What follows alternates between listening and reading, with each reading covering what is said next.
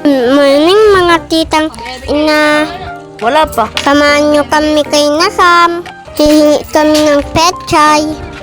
Gusto nyo bang ice candy? Masarap po ito. Saan tayo? Kami ay pupunta kay Nasamuel. Magkano tayo?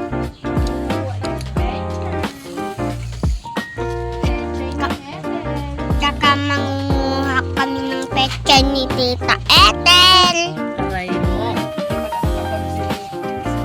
Let's go, guys! Nandito na kami sa bahay ni Nasam.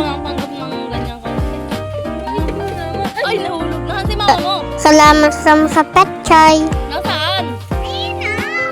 Mama mo pala yun? Na yung tropa natin. Nakakuha na po tayo ng pechay at sili. At tayo gagawa ng suka. Ng masarap.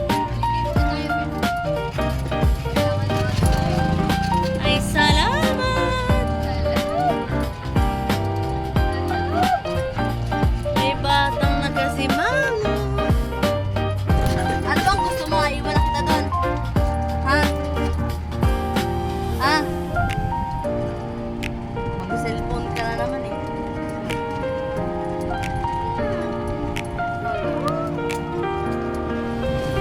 Magligo muna ikaw. Ha?